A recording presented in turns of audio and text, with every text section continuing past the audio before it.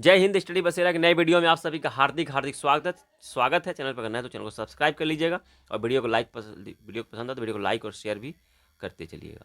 चलिए स्टार्ट करते हैं आज का पहला प्रश्न। और पहला प्रश्न है, द्रोणाचार्य पुरस्कार दिया जाता है ऑप्शन ए खेलकूद के उत्कृष्ट प्रशिक्षण के लिए, ऑप्शन बी औषधियों के सर्वोत्कृष्ट अनुसंधान हेतु, ऑप्शन सी राष्ट्रीय छात्र सेना के सर्वश्रेष्ठ सैनिक को, ऑप्शन डी सर्वश्रेष्ठ पहलवान को। तो सही जवाब हो जाएगा ऑप्शन ए, खेलकूद में उत्कृष्ट प्रशिक्षण के लिए प्रशिक्षक को दिया जाता है यह पुरस्कार, द्रोणाचार्य पुरस्कार। इसके बारे कब से स्टार्ट किया गया है द्रोणाचार्य पुरस्कार? तो 1985 से स्टार्ट किया गया है द्रोणाचार्य पुरस्कार का देना। तो पहला पुरस्कार 3 लोगों को दिया गया था। पहला द्रोणाचार्य पुरस्कार 1985 में 3 व्यक्तियों को दिया गया था, 3 प्रशिक्षकों को दिया गया था। उनमें जो पहले थे भालचंद्र भास्कर, जो कि भालचंद्र भास्कर भागवत इनका पूरा नाम था, जो कि कुश्ती के प्रशिक्षक थे, यानी कि रेसलर थे, रेसलिंग के प्रशिक्षक थे। दूसरे थे ओम प्रकाश भारद्वाज, जो कि मुक्केबाजी के प्रशिक्षक थे। और तीसरे थे ओ एम नाम्बियार एथलेटिक्स के क्षेत्र में प्रशिक्षक थे। इस तरह से 3 लोगों को, 3 प्रशिक्षकों को 1985 में यह पुरस्कार दिया गया था। चलिए देखते हैं, 1985 से स्टार्ट किया गया है, यह भी ध्यान रखना है। चलिए देखते हैं नेक्स्ट क्वेश्चन है, मानव द्वारा सर्वप्रथम प्रयुक्त अनाज था, ऑप्शन ए गेहूं, ऑप्शन बी चावल, ऑप्शन सी जौ, ऑप्शन डी बाजरा। तो सही जवाब हो जाएगा ऑप्शन बी चावल। मानव द्वारा सर्वप्रथम जो साक्ष्य मिले हैं उसके आधार पर माना गया है कि सर्वप्रथम जो प्रयुक्त अनाज था वो चावल था। साक्ष्य कहाँ मिले थे और क्या मिले थे ये भी थोड़ा समझ लेते हैं। तो कोल्हा डिलवा के उत्खनन में, कोल्हा डिलवा का जब उत्खनन किया गया है तो वहाँ से कुछ महत्वपूर्ण साक्ष्य मिले हैं। वहाँ जो प्रसाक्ष्य मिले हैं उनमें धान की खेती के प्रमाण मिले हैं, जो कि 7000 से 6000 ईसा पूर्व के प्राप्त हुए। 7000 से 6000 के बीच के ईसा पूर्व की बात की जा रही है। ईसा पूर्व इतने साल पहले, ईसा के जन्म से इतने साल पहले की बात प्रमाण मिले हैं। लेकिन मिट्टी के बर्तनों में धान के दाने और भूसे और पुआल के साक्ष्य मिले और चिपके हुए मिले हैं। तो इससे अंदाजा लगाया गया कि उस समय मानव जो सर्वप्रथम जो अनाज उपयोग करता था वो चावल था। कोल्हा डिलवा में, यह ध्यान रखिए कहाँ मिला था, तो कोल्हा डिलवा। चलिए नेक्स्ट क्वेश्चन देखते हैं। नेक्स्ट क्वेश्चन है, भुवनेश्वर तथा पुरी के मंदिर किस शैली में निर्मित हैं? ऑप्शन ए नागर शैली, ऑप्शन बी द्रविड़ शैली, ऑप्शन सी वेसर शैली, ऑप्शन डी कोई नहीं। तो सही जवाब हो जाएगा ऑप्शन ए, नागर शैली में निर्मित है। और ये 3 शैलियां हैं, मंदिर निर्माण की 3 शैलियां होती हैं, नागर शैली, द्रविड़ शैली और वेसर शैली। एक एक शैली को 1 बाय 1 समझ लेते हैं। चलिए पहले समझते हैं नागर शैली के बारे में। नागर शैली, उत्तर भारत में नागर शैली का उपयोग होता है। नागर शैली के हिसाब से ही मंदिर बनते हैं। जो हमारे अभी अयोध्या में श्री राम मंदिर का निर्माण हुआ है वो नागर शैली में ही निर्मित है। तो नागर शैली किस प्रकार की होती है? तो नागर शैली में जो मंदिर की आधार होती है और चतुर्भुज होती है, चतुर्भुज के आकार की होती है।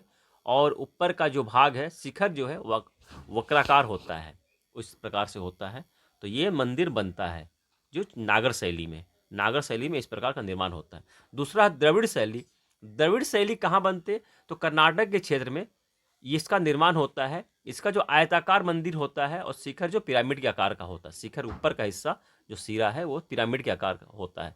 चोल शासकों द्वारा द्रविड़ शैली का इस्तेमाल किया गया था मंदिर बनाने के लिए। और वेसर शैली होती है जो तीसरी शैली है, वेसर शैली, ये दोनों ही का मिश्रण है। नागर शैली और द्रविड़ शैली का दोनों का ही सम्मिश्रण होता है, तो इसे वेसर शैली का निर्माण किया जाता है। वेसर शैली भी दक्षिण भारत में इसका यूज किया जाता है। चोल शासकों द्वारा तो द्रविड़ शैली का इस्तेमाल किया गया था और चालुक्य शासकों द्वारा वेसर शैली का इस्तेमाल किया गया। चालुक्य शासकों द्वारा वेसर शैली का इस्तेमाल किया गया था मंदिर को बनाने के लिए।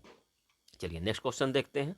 नेक्स्ट प्रश्न है, आजाद हिंद फौज का विचार किसने सुझाया था? यानी कि सबसे पहले किसके मन में आजाद हिंद फौज के निर्माण का विचार आया था? Option A Mohan Singh, option B Niranjan Singh Gill, option C Ras Bihari Bose, option D Subhash Chandra Bose.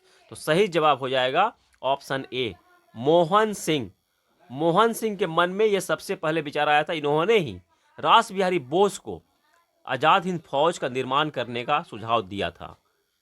तो आजाद हिंद फौज का निर्माण 1942 में हुआ था। किनके द्वारा किया गया? तो रास बिहारी बोस द्वारा किया गया था। किसने सुझाया था? तो मोहन सिंह ने सुझाया था, सुझाव दिया था मोहन सिंह ने, स्थापना की थी रास बिहारी बोस ने। चलिए, तो इस तरह किस तरह से निर्माण हुआ था आज़ाद हिंद फौज का? तो जापान की सेना से जब लड़ाई करती है, ब्रिटिश सेना पीछे की हट रही थी, तो जापान की सेना के पास जो भारतीय युद्ध बंदी थे, जो भारतीय युद्ध बंधक थे, उन्होंने उन बंदियों को जापानियों ने मोहन सिंह को सौंप दिया था। मोहन सिंह के अंडर में कर दिया जितने भारतीय बंदी थे। तो उन सबों को मिलाकर, उन्हीं बंदियों से मिलाकर मोहन सिंह ने रास बिहारी बोस को निर्णय दिया, सुझाव दिया था कि आज़ाद हिंद फौज का निर्माण किया जाए। तो वो सैनिक ही थे जो ब्रिटिश सैनिक, ब्रिटिश में काम करते थे, परंतु जापानियों ने उन्हें बंधक बना लिया था, बंदी बना लिया था। तो उन्होंने फिर रास बिहारी मोहन सिंह को सपोर्ट कर दिया, सपोर्ट कर दिया था। इस तरह से उनको ही लेकर रास बिहारी बोस ने आज़ाद हिंद फौज का निर्माण 1942 में किया था। 1942 में कहाँ किया था? बर्मा में किया था, म्यांमार में, अभी क्या वर्तमान में जो नाम म्यांमार है वहाँ किया था। और 1943 में आज़ाद हिंद फौज का कमान जो है रास बिहारी बोस जी ने सुभाष चंद्र बोस जी को दिया था 1943 में, 1943 में। इसलिए रियल फाउंडर, आज़ाद हिंद फौज का रियल फाउंडर सुभाष चंद्र बोस को माना जाता है। तो रास बिहारी बोस संस्थापक हो गए, मोहन सिंह सुझावकर्ता हो गए, और 1943 में इसके कमान जो है पूरी तरह से सुभाष चंद्र बोस के हाथ में आ गई थी। सुभाष चंद्र बोस जी के बारे में समझ लेते हैं, उनका कांग्रेस के योगदान में, कांग्रेस में कितना योगदान है। तो 1938, 1938, ये पतला हो गया, 1938 में जो कांग्रेस अधिवेशन हुआ था, कहाँ हुआ था? गुजरात के हरिपुरा में हुआ था, गुजरात के हरिपुरा में। तो इसकी अध्यक्षता सुभाष चंद्र बोस जी ने की थी, 1938 के कांग्रेस अधिवेशन की अध्यक्षता। 1939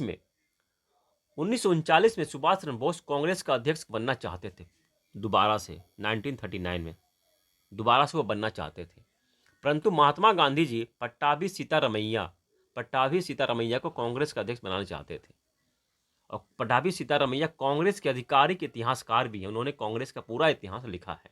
तो आधिकारिक इतिहासकार पट्टाभी सीतारमैया कांग्रेस के। तो 1939 में अध्यक्ष पद के लिए, कांग्रेस के अध्यक्ष पद के लिए पहली बार मतदान हुआ था, और मतदान में अगेंस्ट में थे पट्टाभी सीतारमैया और सुभाष चंद्र बोस, दोनों के बीच में दो प्रतिद्वंदी थे, दो उम्मीदवार थे। तो सुभाष चंद्र बोस की जीत हुई थी, सुभाष चंद्र बोस इस चुनाव में जीत गए थे मतदान में, परंतु गांधी जी से मतभेद के कारण उन्होंने अध्यक्ष पद से इस्तीफा दे दिया था। उनके इस्तीफा देने के बाद कौन अध्यक्ष बने थे, यह प्रश्न बनता है। तो सुभाष चंद्र बोस के 1939 में इस्तीफा देने के बाद अध्यक्ष बने थे डॉक्टर राजेंद्र प्रसाद अध्यक्ष बने थे 1939 में। और यहाँ से वो इस्तीफा देने के बाद उन्होंने नए पार्टी का गठन किया था। प्रश्न एक बनता है कि कांग्रेस से इस्तीफा देने के बाद उन्होंने किस पार्टी का गठन किया था? तो उन्होंने पार्टी का जो गठन किया था, फॉरवर्ड ब्लॉक पार्टी का स्थापना किया था। कब किया था? 1939 में। फॉरवर्ड ब्लॉक की स्थापना कब हुई थी? 1939 में ही स्थापना हुई थी। और सुभाष चंद्र बोस जी को नेताजी की उपाधि किसने दी थी? नेताजी की उपाधि हिटलर ने दी थी, हिटलर जर्मनी का नेता जो था हिटलर, उसने उपाधि दी थी सुभाष चंद्र बोस जी को, नेताजी की उपाधि दी थी। और सुभाष चंद्र बोस जी का जन्म 1897 में कटक में हुआ था, उड़ीसा कटक में हुआ था। 1920 में उन्होंने ICS की परीक्षा पास की थी और 1921 में ICS की नौकरी छोड़ दी थी। ICS की परीक्षा उन्होंने पास की थी उस समय 1920 में, 1921 में उन्होंने इस्तीफा दे दिया था। और उसके बाद और उनके राजनीतिक गुरु कौन थे? चित्तरंजन दास। सुभाष चंद्र बोस के राजनीतिक गुरु चित्तरंजन दास, जिसे कि शॉर्ट में CR दास भी कहते हैं। और उसके पास से वह कंप्लीट अपने आज़ाद हिंद फौज की स्थापना की। इधर जर्मनी गए, जापान गए, अपने संगठन को मजबूत किया था, करना शुरू कर दिया था 1939 के बाद से। इतना था डिटेल कंप्लीट जो है मेन पॉइंट था सुभाष चंद्र बोस के बारे में। नेक्स्ट क्वेश्चन है, भारत का राष्ट्रपति किसकी नियुक्ति नहीं करता? ऑप्शन ए उपराष्ट्रपति, ऑप्शन बी प्रधानमंत्री, ऑप्शन सी राज्यपाल, ऑप्शन डी मुख्य निर्वाचन आयुक्त। किसकी नियुक्ति नहीं करता? यहाँ प्रश्न ध्यान से देखिएगा, नहीं की बात की जा रही है। तो किसकी नियुक्ति नहीं करता? ऑप्शन ए राज्यपाल। भारत का राष्ट्रपति राज्यपाल की नियुक्ति नहीं करता है, प्रधानमंत्री की नियुक्ति करता है, राज्यपाल का भी नियुक्ति करता है, मुख्य निर्वाचन आयुक्त का भी नियुक्ति राष्ट्रपति ही द्वारा की जाती है। आज के लिए इतना ही। सेशन कैसा रहा ये अपने कमेंट सेक्शन में जरूर बताइएगा। आज के लिए इतना ही, मिलते हैं फिर नए वीडियो में। तब तक के लिए जय हिंद, स्वस्थ रहें, मस्त रहें, धन्यवाद।